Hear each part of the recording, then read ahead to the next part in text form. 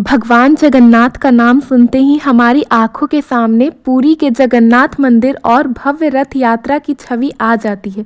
लेकिन क्या आप जानते हैं कि भगवान जगन्नाथ की मूर्ति का स्वरूप और इसकी स्थापना की कहानी कितनी रोचक है और कितनी रहस्यमयी है?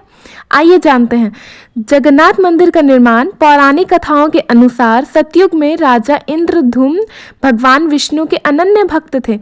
एक बार उन्हें भगवान विष्णु का सपना आया जिसमें उन्हें समुद्र किनारे एक दिव्य मूर्ति मिलने की बात कही गई।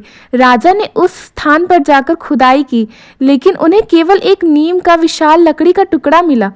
विशेष मूर्ति निर्माण राजा ने भगवान विष्णु की मूर्ति बनवाने का निश्चय किया और यह कार्य विश्वकर्मा भगवान जी को सौंपा गया।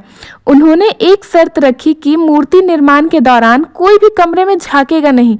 राजा ने यह शर्त स्वीकार कर लिया। विश्वकर्मा भगवान ने कमरे में मूर्ति बनाने का कार्य आरंभ किया। 15 दिनों तक कमरे से कोई आवाज़ नहीं आई।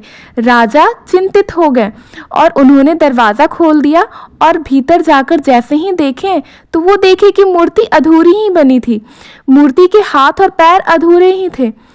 भगवान जी का संदेश।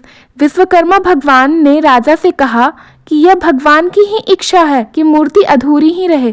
तभी एक दिव्य प्रकाश प्रकट हुआ और भगवान जगन्नाथ, बलभद्र और देवी सुभद्रा ने राजा को दर्शन दिए। उन्होंने कहा कि यह उनकी पूर्ण स्वरूप है। इसी रूप में वे भक्तों को दर्शन देंगे। जगन्नाथ रथ यात्रा। पुरी में हर वर्ष भगवान जगन्नाथ की भव्य रथ यात्रा निकाली जाती है। इस यात्रा का उद्देश्य भगवान को उनके मौसी के घर गुड़ीचा मंदिर ले जाना होता है। इस दौरान भगवान भक्त को खींचने के लिए रथ की रस्सी पकड़ते हैं। ऐसा माना जाता है कि रथ की रस्सी को छूने मात्र से पापों का नाश हो जाता है। जगन्नाथ भगवान का स्वरूप।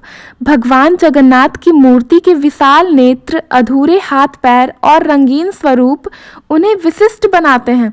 इसका एक और संदेश यह है कि भगवान हर रूप में सबके साथ है। यह कहानी न केवल भक्ति की गहराई को दिखाती है, बल्कि यह भी सिखाती है कि भगवान अपने भक्तों के विश्वास और प्रेम से प्रसन्न होते हैं। कैसा लगा आपको ये जानकारी? अगर आपको ये स्टोरी अच्छा लगा तो प्लीज़ मेरे चैनल को सब्सक्राइब कीजिए। धन्यवाद।